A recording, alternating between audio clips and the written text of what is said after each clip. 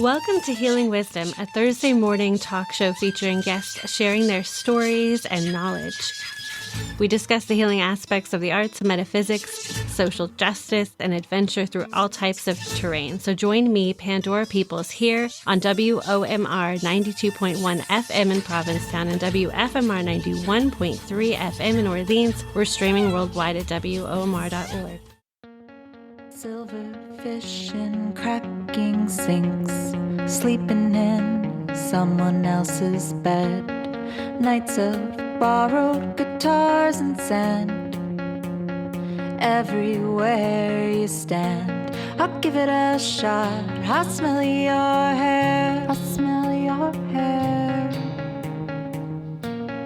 To be frank, my darling, we never go anywhere. I'll shine a light and see what I can find outside. Healing Wisdom caught up with Katie Castagno, a geologist by day and a singer-songwriter by night. Katie writes songs about people, places, and geological phenomena. She's also part of the Lower Cape Pride team, and they're preparing their first annual Pride celebration. First, we're going to hear from Katie about her research work that focuses on the intersections of coastal resilience, salt marsh restoration, and sediment transport.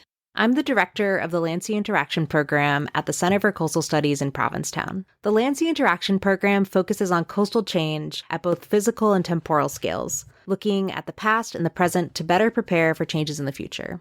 Most of my work looks at where, why, and how sediment moves, which is actually way more thrilling than it sounds. Among many things, sediment informs our understanding of beach erosion, how salt marshes form, and how shorelines move. All things that we're very concerned about here on Cape Cod.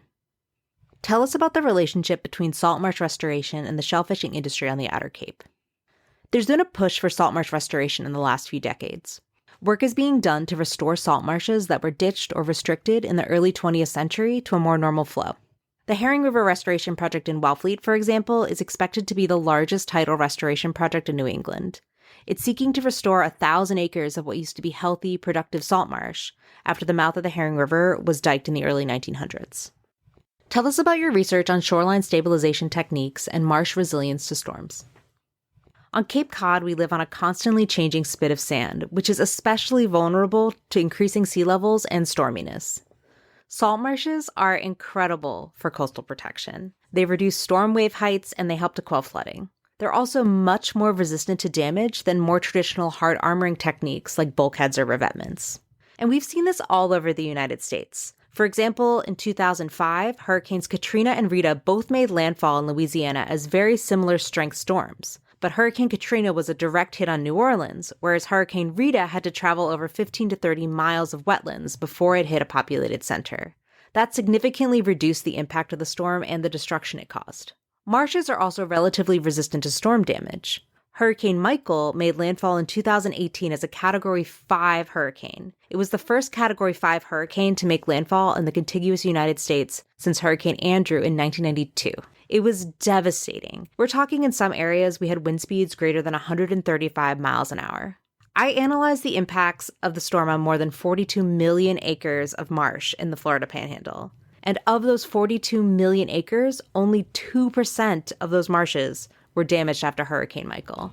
That's incredible. To be frank, my darling, we never go anywhere. I'll shine a light and see what I can find outside. On Eel Pond tonight. Now, I really don't need to tell anyone how important the shellfishing industry is to the Outer Cape. Wellfleet's shellfishing industry alone was valued at $6.8 million in 2018.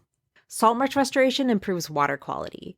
In Wellfleet Harbor, for example, approximately 90 acres of shellfish harvest area downstream from the mouth of the Herring River are closed either seasonally or permanently because that degraded water coming out of the Herring River makes the shellfish unsafe to consume from those areas. As water quality improves, so will the shellfish. And I know there's been some concern surrounding the uncertainty of the immediate and longer-term impacts of changing flow into and out of the Herring River. But a major part of my research is monitoring the sediment dynamics in Wellfleet Harbor.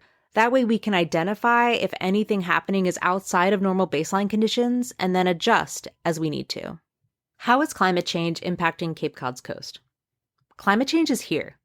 Sea levels are rising, and they're rising faster than marshes can keep up with naturally. We've been seeing dramatic changes in our beaches in real time. Seagrass populations, which naturally reduce wave effects on beaches, are declining. And storms are also increasing. The climate models predict that by the end of the century, almost half of all hurricanes that form in the North Atlantic will be a Category 3 storm or higher. And when you combine increased storminess with rising seas, the impacts compound. So think of all the flooding that we've seen in recent years. I always say that we live on a beautiful, ephemeral spit of sand here on Cape Cod, and it was only formed in the last 20,000 years. The coast has always been and will always be changing, but climate change is certainly accelerating that rate of change. That's why the need for salt marsh restoration and other innovative approaches to coastal management are especially important. We've been speaking with coastal geologist Kate Castagno, director of the Department of Land and Sea at the Center for Coastal Studies in Provincetown. This is Ocean Road Off Every House I've Known from Katie Castagno.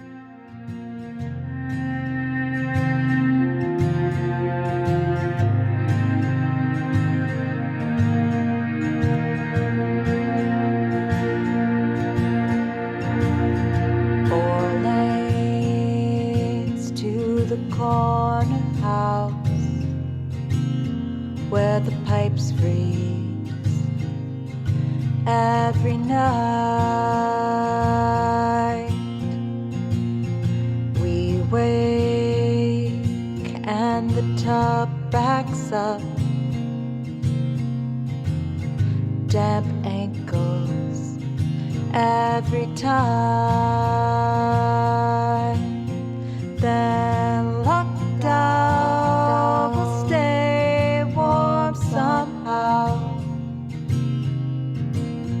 I don't know, so I'll wait for the waves to rise, wait for the highest tide. Until then it's 100 steps to the ocean. Until then it's 100 steps.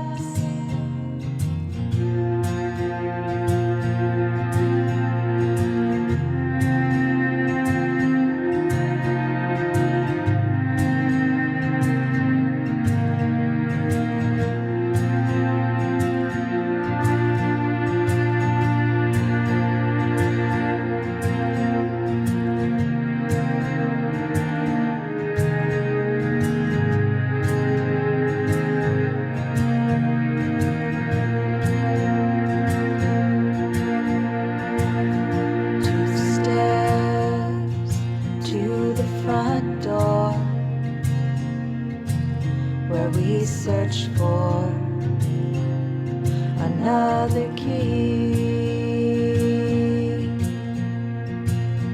Cold sand under fingernails, chased goosebumps in the breeze. Then lights out the wind howls now. I don't know, so I'll wait for the storm to fade until the last afraid. Until then it's 100 steps to the ocean. Until then it's 100 steps to the ocean. Until then it's 100 steps to the ocean. Until then it's 100 100 steps.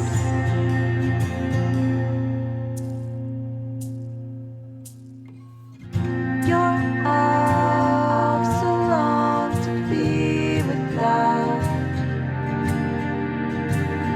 I know, so I can't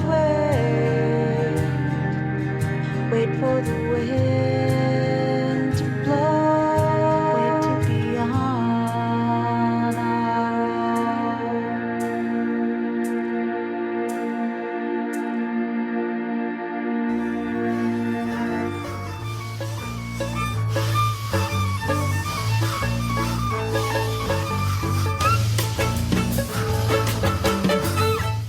You've been listening to Healing Wisdom at Outermost Radio. All of our shows are podcasts at WOMR.org. Also check out healingwisdomradioshow.com and contact me at pandora@WOMR.org.